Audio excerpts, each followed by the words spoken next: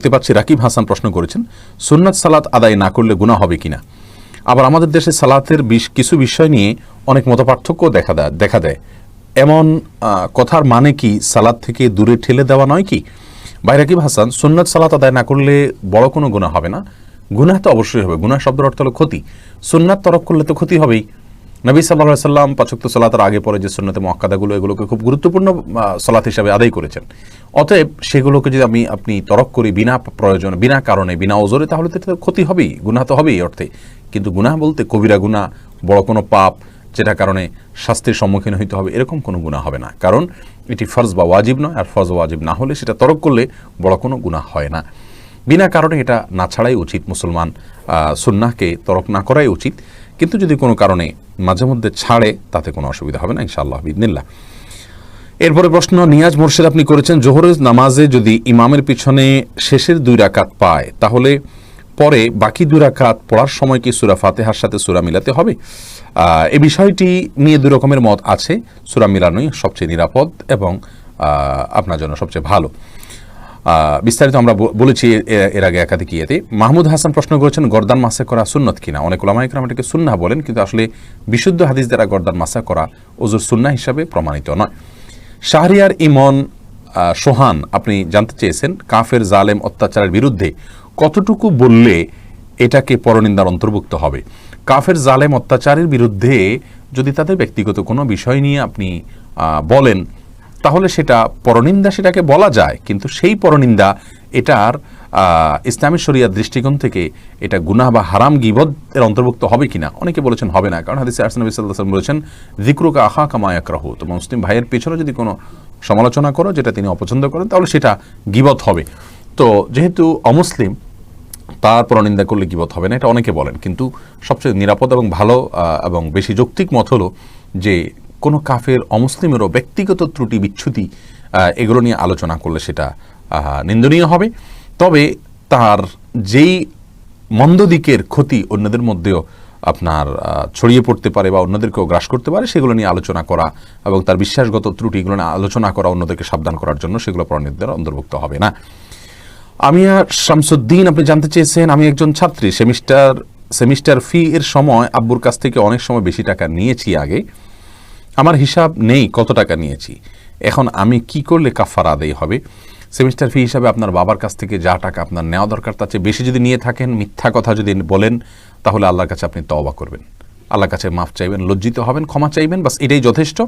আর বাবার কাছ থেকে বলে নেবেন, বাবা তো নিশ্চয়ই আপনাকে অনুমোদন করে দিবেন। তাহলে বাবার হকটাও আপনি সেখান থেকে আপনি মুক্ত হলেন, আল্লাহর হকের জন্য আপনি তওবা করলেন, ভবিষ্যতের জন্য এরকম না হয় এবং মাফ চাইলেন, ইনশাআল্লাহ এটা যথেষ্ট হবে। এরপরে রাকিব কাজী সালেহ আপনি জানতে চেয়েছেন, খালি গায়ে ওযু করার বিধান কতটুকু আর ওযু সঠিক হয় কিনা জানাবেন। ভাই রাকিব, ওযুর ক্ষেত্রে শরীয়তে খালি গা বা জামা কাপড় পরা কোনোটি নির্দেশ করেনি। অতএব ওযুর ক্ষেত্রে আমরা খালি গায়ে যদি থাকি তাহলে কোনো প্রকার অসুবিধা নেই। ওযুর ক্ষেত্রে আপনি খালি গায়ে ওযু করতে পারবেন, কোনো সমস্যা নেই ইনশাআল্লাহ। নাবিল শাহরিয়ার জানতে চেয়েছেন, স্ত্রী জাহান্নামে গেলে স্বামীও কি জাহান্নামে যাবে? না ভাই নাবিল, এটা কোনো জরুরি না যে স্ত্রী জাহান্নামে গেলে স্বামীও জাহান্নামে যাবে। লূত আলাইহিস সালামের স্ত্রী জাহান্নামে যাবে, কিন্তু তবে লূত আলাইহিস সালাম তো জাহান্নামে যাবেন না। অতএব স্বামী স্ত্রী একে অন্যের জাহান্নামে যাওয়ার উপর অন্য জাহান্নাম নির্ভর নয়, বরং প্রত্যেকের আমল নির্ভর করবে, আমলের উপর নির্ভর করবে তার জান্নাত জাহান্নাম। আল্লাহ সুবহানাহু ওয়া তাআলা বলেছেন, লাইসা লিল ইনসানি ইল্লা মা সাআ।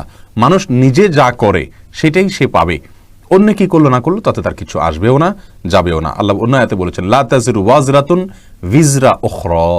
একজনের বোঝা, পাপের বোঝা অন্যজন বহন করবেন। অর্থাৎ স্ত্রী অন্যায় করলে তিনি জাহান্নামে যাবেন, স্বামী জাহান্নামে যাবেন না।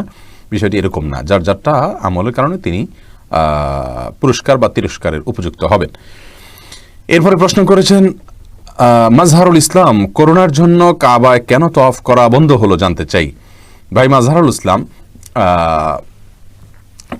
আপনার করোনা ভাইরাসের কারণে কাবার তওয়াফ বন্ধ করা হয়েছে। তার কারণ আমরা জানি যে কাবার চত্বরে মানুষের ভিড় হয়ে থাকে।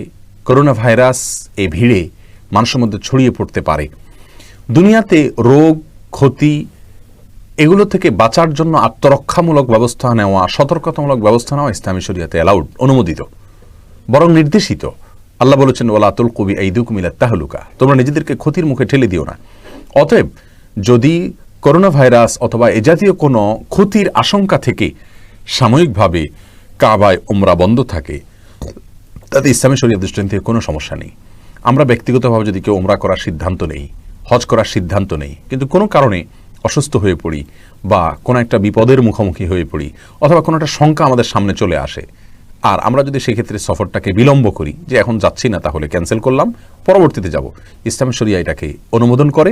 ঠিক তেমনিভাবে মক্কাতেও আপনার কোনো প্রকার মুসলিম জাতির সাধারণ মানুষের ক্ষতি হতে পারে এরকম কোনো আশঙ্কা থেকে যদি সাময়িকভাবে এটা বন্ধ রাখা হয়, কোনো অসুবিধা নেই। কোরআন এবং সুন্নাহ কোথাও নিষেধ নাই যে এরকম উমরা অথবা হজ এর জন্য যারা যেতে চাচ্ছেন তাদের যদি কোনো বিশেষ সমস্যার কারণে সেটাকে তারা বিলম্ব করেন, চিরতরে বন্ধ নয়, এবছর নয় পরের বছর, এ মাসে নয় পরের মাসে, তাহলে এটাকে হারাম বলা হয়েছে, নিষেধ বলা হয়েছে, কোথাও নিষেধ নেই। মনে রাখবেন, নিষেধ হলো সেটাই যেটাকে কোরআন হাদিস নিষেধ করেছে। কোরআন হাদিসে এরকম কোনো নিষেধাজ্ঞার কথা বর্ণিত হয়নি। অতএব এটা নিয়ে আমাদের পেরেশান হওয়ার মতো কোনো কারণ নেই। আর বাইতুল্লাহে তওয়াফ চলছে। আরও আমরা জেনে রাখি, এর আগে বাইতুল্লাহতে বড় দুর্ঘটনা ঘটেছে। একবার একটা জঙ্গি হামলার শিকার হয়েছে বাইতুল্লাহ। সেখানে আপনার কিছু উগ্রপন্থীরা আক্রমণ করে বাইতুল্লাহকে আপনার রক্তারঞ্জিত করেছে এবং সেখানে বহু মানুষ হতাহত হয়েছেন। দীর্ঘদিন পর্যন্ত সালাত বন্ধ ছিল, সব কিছু বন্ধ, এমনকি তওয়াফও বন্ধ ছিল। অতএব এগুলো অস্বাভাবিক কোনো বিষয় নয়। আল্লাহর কাছে আমরা বরং ইস্তেগফার করি যাতে করে এই ভয়াবহ বিপর্যয়টি বিশ্বময় ছড়িয়ে পড়েছে যাতে আমরা বাঁচতে পারি। বাকি বাইতুল্লাহ সাময়িকভাবে উমরা বন্ধ থাকা এটা কোরআন সুন্নাহর কোনো আদেশের বিরুদ্ধে যায় না। ইসলামে কোরআন সুন্নাহর কোথাও এরকম নিষেধ করেনি। এটা সাময়িকভাবে মুসলিমদের কল্যাণার্থেই করা হয়েছে।